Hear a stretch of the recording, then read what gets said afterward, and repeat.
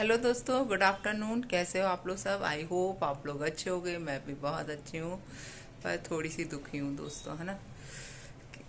क्योंकि अब भी सफ़र करके आई हूँ मैं, और बहुत बहुत थक चुकी हूँ। घर की हालत भी बहुत ख़राब पड़ी हुई है। ये सब मुझे साफ़ करना है। और मिष्टी अपने रूम में है। मिष्टी भी थक गई है। मिष्टी का भी लॉस हो गया स्कूल का। मिष्टी स्कूल नहीं जा पा रही है। ये देखिए, मिष्टी यहाँ पे बैठी हुई है। ये मिष्टी भी रेस्ट कर रही है। मिष्टी से हाय। मिष्टी, आज मैं आप लोगों को बताऊं, मिष्टी भी बहुत दुखी है। एक्चुअली आप लोगों को मालूम है कि राधिका चली गई है ना, बाहर पढ़ने के लिए। और सम सिक्योरिटी रीजन मैं यहाँ पर रिवील नहीं करूँगी कि वो कहाँ गई है, लेकिन जहाँ गई है सुरक्षित है, ये मुझे मालूम है। उसकी पढ़ाई चालू हो गई है। बस आप लोगों से इतनी प्रार्थना है कि भगवान मेरी बेटी अच्छी पढ़ लिख जाए, अपने जो भी मुकाम है वो वहाँ तक पहुँच जाए। हम लोग तो बस भगवान से प्रार्थना करेंगे। बाकी सब मेहनत राधिका को करनी है, और राधिका को काफ़ी समझा के हम लोग, हालांकि राधिका भी बहुत दुखी थी, बहुत दुखी थी दोस्तों। काफ़ी रोना गाना हुआ कल, जब उसको ऐसा लग रहा था जैसे लड़की की विदा कर दी हो हम लोगों ने। और हमारी मिष्टी भी, इधर आओ मिष्टी। कल मिष्टी भी बहुत रोई, मिष्टी बहुत रोई। क्यों मिष्टी, कैसा लग रहा था, जल्दी बताओ। बहुत बुरा। है? बहुत बुरा। और अभी मिष्टी कैसा फील कर रही है? थका सा बहुत। और दीदी नहीं है तो कैसा लग रहा है? बहुत बुरा। तुम तो कह रही थी कि दीदी चली जाएगी मुझे सब कुछ मिल जाएगा। मेरे तो गया है, लेकिन पता नहीं, तो बुरा लग रहा है। बुरा लग रहा है, अच्छा नहीं लग रहा। सही है। अब मिष्टी के साथ कोई लड़ने वाला नहीं है, कोई खेलने वाला नहीं है मिष्टी के साथ। ये है, मिष्टी अकेली अभी टीवी में टाइम स्पेंड कर रही थी। मैंने कि बस अब अपनी पढ़ाई पे ध्यान दो। एक दिन मिष्टी को भी जाना है, मैंने ये बोल दिया मिष्टी तुम भी बाहर जाओगी पढ़ने के लिए। दीदी जब तक जॉब करने लगेगी, जब तुम्हारा टर्न आएगा। अभी तो मिष्टी फिफ्थ में ही है, आप लोगों को मालूम है। तो मिष्टी भी जाएंगी बाहर, है ना। जाओगी पक्का? ठीक है। तो मिष्टी कह रही है मम्मी हमें टीवी देख लेने दो, ऐसा बोल रही है। कह रही है हम ब्लॉग बाहर जाके शूट करो, है ना। क्या? ठीक है, तुम रेस्ट करो बेटा, क्योंकि हम लोग सफ़र के बहुत थके हुए हैं। 2-3 दिन हो गए हम लोग को सफ़र करते करते। ये अच्छा, पर्दा खोल ले। ओके, इनको टीवी देखना है तो अभी इनको टीवी देखने दो। आज मौसम भी अभी बहुत अच्छा है दोस्तों। अच्छा रहा कि मौसम अच्छा, नहीं तो मेरी तबीयत खराब हो जाती। और आज हम आए तो बेचारी मम्मी ही सब काम में लगी हुई थी। मम्मियाँ रहती हैं तो सच में बहुत सहारा हो जाता है कि आके मुझे ज़्यादा काम भी नहीं करना पड़ा। बस अब कपड़े वगैरह पड़े हैं, ये वॉश करना है। लेकिन आज तो मैं वॉशिंग मशीन नहीं लगा रही। और आज मैंने बच्चों की भी छुट्टी कर दी कि प्लीज़ प्लीज़ आज तो नहीं ले पाऊंगी मैं क्लास, क्योंकि मेरी हालत देखो आप, आंखों के चारों तरफ दिख रहा होगा। मतलब मुझे बहुत ज़्यादा थकान महसूस हो रही है। अब मैं थोड़ी देर रेस्ट करूंगी। और आज दोस्तों हमको मंदिर भी जाना है। आप लोगों को मालूम है कि आज मंगलवार है, तो मैं मंदिर तो जाऊंगी जाऊंगी, ये है। तो वो शाम को जाना है हम लोगों को।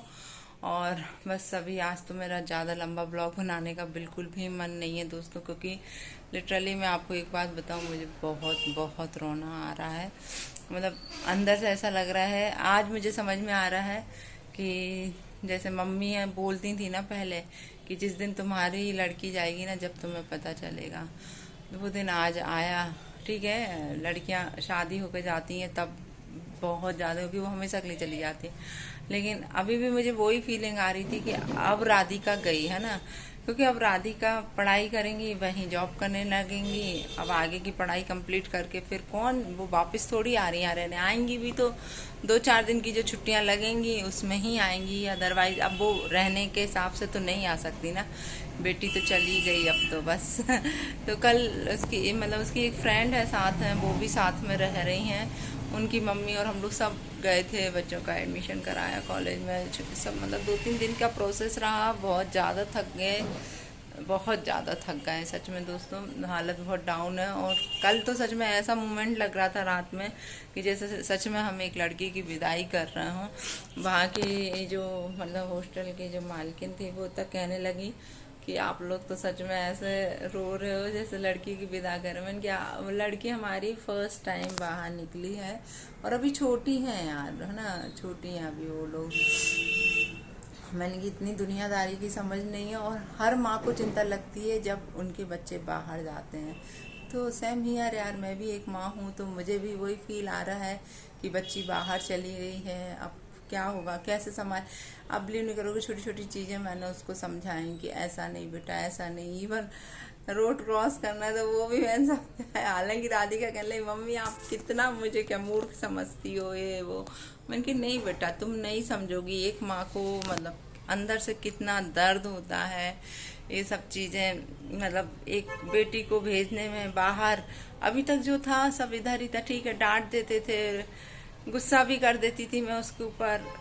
तो मुझे आज फील हो रहा है कि यार मैं उसे डांट देती थी, बेचारी चुपचाप होकर सब, मतलब अंदर से लगता है ना जब बच्चे जाते हैं ना, तब आज शायद उनको भी मेरी कदर होगी कि मम्मी थी तो सब कुछ कर देती। मैंने उसे यही समझा कि बेटा सोते मत पड़े रहना, टाइम बिंग उठना, टाइम से सब कुछ। तो आज मैंने सुबह उसे कॉल किया जैसे ही मैं आई, उसके बाद कि बेटा उठ गई, बोले हाँ मम्मी हमने अलार्म लगा लिया था, हम सुबह ही उठ गए हैं टाइम से। हमने उसे ही कहा था कि बेटा ऐसा ना तुम सोती पड़ी रहो और कॉलेज स्टार्ट हो जाए तुम्हें पता भी ना चले सब।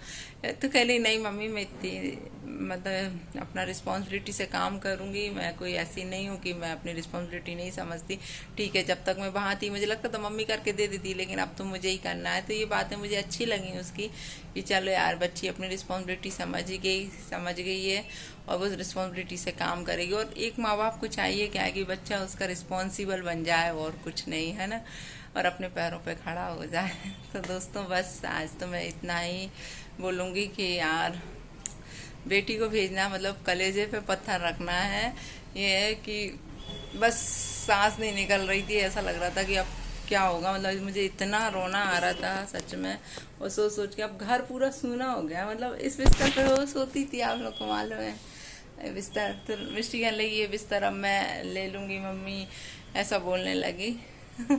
अभी मिष्टी मेरे पास सोती थी और राधिका इस बिस्तर पे सोती थी। क्या करूँ, मुझे ना अंदर ही अंदर बोलने में मेरा गला भारी हो रहा है, सच बताऊँ रोना जैसा फील हो रहा है। मतलब मैं, मेरे मम्मी पापा भी बहुत रोए दोस्तों, बहुत ज़्यादा है ना। जिस दिन वो जा रही थी उसी दिन मेरे पापा भी रोने लगे कि बच्ची अब बाहर जा रही है। अरे रहता है ना जब बच्चे जाते हैं, बहुत बहुत रोना आता है सच्ची, बहुत डिस्टर्ब हो जाता है। अभी हम और मम्मी बैठे बैठे खाना खा रहे थे तो बात करते करते फिर मम्मी रोने लगी। तो अभी तो शायद हमें एडजस्ट होने में उसके बिना बहुत टाइम लगेगा, मैं बता रही हूँ बहुत टाइम लगेगा।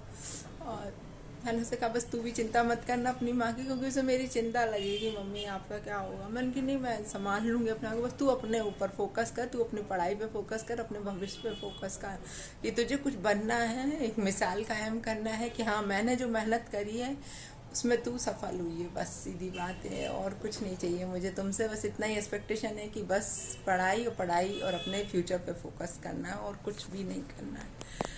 तो ठीक है दोस्तों, मेरी बच्ची के लिए आप लोग भी प्रार्थना करिएगा कि वो जिस काम के लिए गई हैं बाहर, जैसे पढ़ाई के लिए, तो वो उसमें सफल हों और अपना उनका भविष्य अच्छा बने, और कुछ नहीं चाहिए। तो जय श्री राम, जय बालाजी सरकार की। फिर मिलती हूँ आप लोगों से दूसरे ब्लॉग में बहुत जल्दी। बाय बाय दोस्तों।